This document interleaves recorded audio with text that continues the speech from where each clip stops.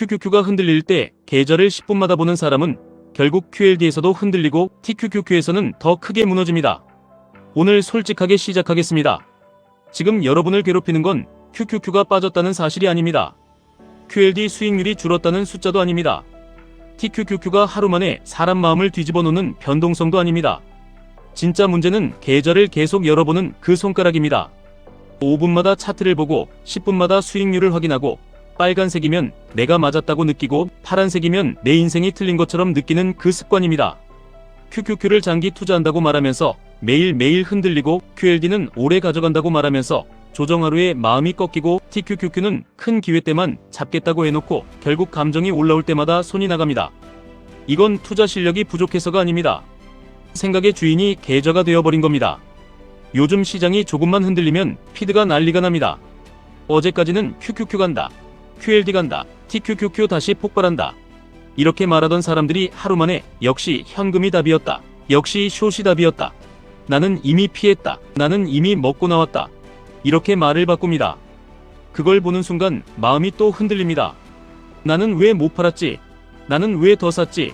나는 왜 QLD를 줄이지 않았지? 나는 왜 TQQQ를 들고 있었지? 이런 생각이 머리를 잡아먹습니다. 그런데 냉정하게 보셔야 합니다. QQQ가 하루 이틀 빠졌다고 미국 빅테크가 전부 망한 게 아닙니다. QLD가 흔들렸다고 내 전략이 전부 틀린 게 아닙니다. TQQQ가 무섭게 움직였다고 이 상품 자체가 악마가 된 것도 아닙니다. 문제는 상품이 아니라 내 시간표입니다. 가을까지는 안 팔 겁니다.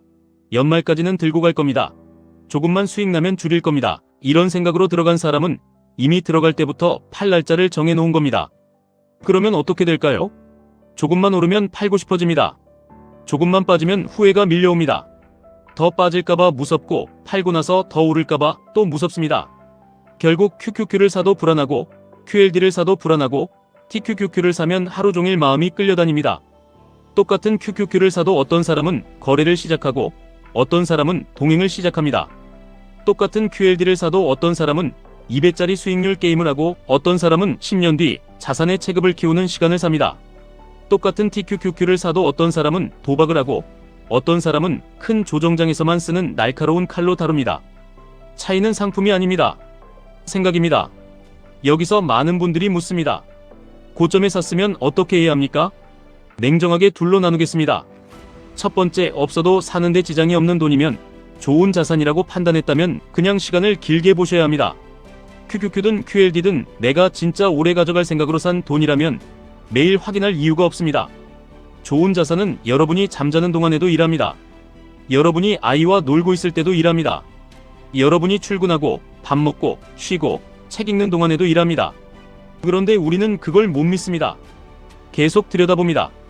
일하는 직원을 5분마다 불러 세워서 지금 일 잘하고 있냐고 묻는 것과 같습니다.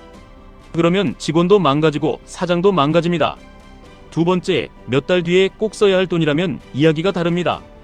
전세 자금, 집 매수 자금, 가족에게 꼭 필요한 돈, 이런 돈을 고점에서 TQQQ에 크게 넣었다면 그건 투자 판단의 문제가 아니라 돈의 성격을 잘못 본 겁니다. 큰 돈을 가지고 안 사고 기다리는 것도 실력입니다. 사실 이게 제일 어렵습니다. 초보는 좋은 종목을 못 찾아서 지는 게 아닙니다. 좋은 종목을 너무 좋은 가격도 아닌데 너무 큰 돈으로 사서 집니다. QQQ가 좋아 보여도 한 번에 몰빵하지 않는 것, QLD가 매력적이어도 내 감정이 뜨거울 때 비중을 키우지 않는 것, TQQQ가 폭발할 것 같아도 내 인생의 중요한 돈까지 밀어넣지 않는 것, 이게 진짜 실력입니다. 투자는 사는 기술보다 안 사는 기술이 더 어렵습니다. 요즘 커뮤니티를 보면 이런 말이 많습니다. 줄 때 먹어라. 듣기에는 맞는 말 같습니다. 그런데 이 말이 가장 위험할 때가 있습니다. QQQ 조금 먹고 팔았는데 더 올라가면 어떻게 됩니까? 분해서 다시 들어갑니다. QLD 먹고 나왔는데 계속 올라가면 어떻게 됩니까? 더 큰 금액으로 다시 들어갑니다. TQQQ 줄 때 먹었다고 좋아했는데 그 뒤로 더 올라가면 어떻게 됩니까? 그때부터 보복 매수가 시작됩니다. 반대로 줄 때 먹고 나왔는데 떨어지면 어떻게 됩니까? 내가 시장을 맞췄다고 착각합니다. 그 착각이 다음번에는 더 큰 비중을 부릅니다. 결국 한 번의 감정적인 선택이 그동안 번 수익을 전부 가져갑니다. 그래서 중요한 건 많이 버는 게 아닙니다. 퇴출당하지 않는 겁니다. 시장에 계속 남아있어야 합니다. QQQ가 다시 기회를 줄 때 그 자리에 있어야 하고 QLD가 다시 복리의 힘을 보여줄 때 그 자리에 있어야 하고 TQQQ를 정말 써야 할 깊은 조정이 왔을 때 현금과 멘탈을 가지고 있어야 합니다. 그런데 계절을 너무 자주 보면 이게 안 됩니다. 계절을 자주 보는 사람은 시장을 보는 게 아닙니다. 자기 감정을 확인하는 겁니다. 빨간색이면 안심하고 파란색이면 불안해지고 누가 숏으로 벌었다고 하면 배 아프고 누가 저점에서 샀다고 하면 초라해지고 누가 지금이 기회라고 하면 갑자기 손이 나갑니다. 이건 전략이 아닙니다. 반응입니다. 돈은 반응하는 사람에게 오래 머물지 않습니다. 여기서 필요한 건 소음을 없애는 게 아닙니다. 소음은 절대 사라지지 않습니다. 알림을 꺼도 옆 사람이 말합니다. 커뮤니티를 지워도 뉴스가 보입니다. 유튜브를 끊어도 친구가 말합니다. 야, 너 QQQ 샀잖아. QLD 괜찮아? TQQQ 아직 들고 있어. 이 한마디에 마음이 또 흔들립니다. 그러니까 바깥을 조용하게 만들려고 하지 마십시오. 내 안을 단단하게 만들어야 합니다. 시장은 매일 문을 두드립니다. 오늘은 비싸게 사주겠다. 오늘은 싸게 팔아주겠다. 오늘은 공포다. 오늘은 환이다. 오늘은 끝났다. 오늘은 다시 간다. 이렇게 말합니다. 그때마다 따라 나가면 평생 끌려다닙니다. QQQ가 빠지면 왜 빠지는지 확인하고 내 장기 판단이 바뀌었는지 봐야 합니다. QLD가 흔들리면 내가 감당할 비중인지 먼저 봐야 합니다.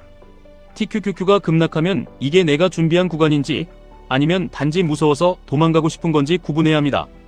이 구분이 안 되면 매수도 위험하고 매도도 위험합니다. 그럼 어떻게 해야 하냐고요? 규칙을 먼저 만들어야 합니다. 예를 들어 QQQ는 내 계좌의 기준 자산으로 둔다. QLD는 장기 성장에 베팅하되 비중을 정해둔다. TQQQ는 큰 조정에서만 제한적으로 쓴다. 이런 식으로 내 규칙이 있어야 합니다. 그리고 더 중요한 건 그 규칙이 남이 준 문장이면 안 됩니다. 누가 이렇게 하라고 해서 따라 산 사람은 버틸 수 없습니다.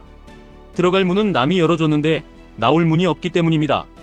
내가 왜 QQQ를 들고 가는지, 내가 왜 QLD를 선택했는지, 내가 왜 TQQQ를 평소에는 크게 안 늘리는지 이 이유를 스스로 말할 수 있어야 합니다. 그래야 흔들릴 때 버팁니다. 시장이 빠질 때 진짜 차이는 수익률에서 나오지 않습니다. 생각에서 나옵니다. 한 사람은 QQQ가 빠질 때 계좌가 망했다고 생각합니다. 다른 사람은 좋은 자산이 더 싸지는 구간이라고 생각합니다. 한 사람은 QLD가 흔들릴 때 내가 괜히 레버리지를 했다고 후회합니다. 다른 사람은 내 비중이 감당 가능한지 점검합니다.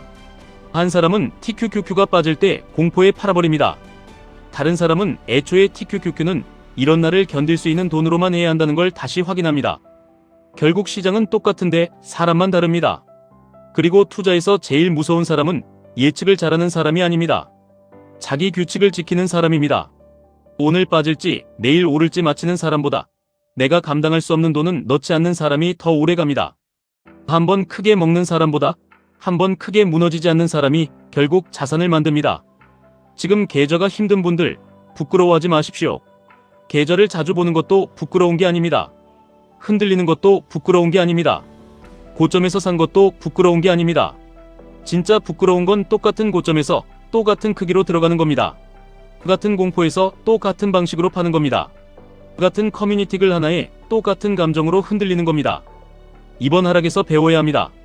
QQQ는 내가 얼마나 오래 볼 수 있는 사람인지 알려줍니다. QLD는 내가 변동성을 감당할 수 있는 사람인지 알려줍니다. TQQQ는 내가 욕심을 통제할 수 있는 사람인지 알려줍니다. 그래서 하락장은 벌칙이 아닙니다. 시험입니다. 시장에게 묻지 마십시오. 언제 오릅니까? 언제 빠집니까? 어디가 바닥입니까? 이렇게 묻지 마십시오. 나에게 물어야 합니다. 나는 이 돈을 언제까지 안 써도 됩니까? 나는 이 비중을 견딜 수 있습니까? 나는 하락이 왔을 때 계획대로 움직일 수 있습니까? 나는 QQQ, QLD, TQQQ를 내 인생을 바꾸는 도구로 쓰고 있습니까? 아니면 내 감정을 망가뜨리는 장난감으로 쓰고 있습니까? 이 질문에 답이 없으면 지금은 매수보다 정리가 먼저입니다. 종목 정리가 아니라 생각 정리입니다. 계좌를 하루에 몇 번 볼지 정하십시오. TQQQ 비중은 어디까지 허용할지 정하십시오. QLD는 어떤 구간에서만 늘릴지 정하십시오. QQQ는 흔들려도 지킬 핵심인지 아니면 단기 매매용인지 정하십시오. 정하지 않은 돈은 흔들립니다. 정하지 않은 사람은 끌려갑니다. 우리는 시장을 이기려고 여기 있는 게 아닙니다.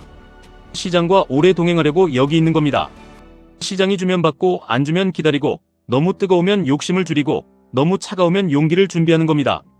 돈은 급한 사람에게서 느린 사람에게 이동합니다. 감정적인 사람에게서 규칙 있는 사람에게 이동합니다. 10분마다 계좌 보는 사람에게서 10년 뒤를 준비하는 사람에게 이동합니다. 그러니까 오늘 꼭 기억하십시오. QQQ가 빠졌다고 내 인생이 흔들리면 안 됩니다. QLD가 흔들렸다고 내 원칙이 무너지면 안 됩니다. TQQQ가 요동친다고 내 손가락까지 요동치면 안 됩니다. 바꿀 수 있는 건 시장이 아닙니다. 내 생각입니다. 내 비중입니다. 내 규칙입니다. 내 습관입니다. 차트를 한 번 더 보는 대신 내 규칙을 한 줄 더 적으십시오. 커뮤니티를 한 번 더 보는 대신 내가 왜 이 자산을 샀는지 다시 쓰십시오. 계좌를 한 번 더 여는 대신 이번 하락에서 내가 반복하지 말아야 할 실수를 적으십시오. 그게 쌓이면 어느 순간 계좌가 달라집니다. 더 중요한 건 사람이 달라집니다. QQQ, QLD, TQQQ로 인생을 바꾸고 싶다면 먼저 계좌를 보는 눈부터 바뀌어야 합니다. 시장은 앞으로도 흔들립니다. QQQ도 흔들리고 QLD도 흔들리고 TQQQ는 더 크게 흔들릴 겁니다. 하지만 여러분까지 같이 흔들릴 필요는 없습니다. 결국 이기는 사람은 가장 많이 보는 사람이 아닙니다. 가장 오래 남는 사람입니다. 이번 한 주 차트보다 생각을 지키십시오. 수익률보다 규칙을 지키십시오. 공포보다 시간을 믿으십시오. 지금까지 1분 투자 하이젠버그였습니다.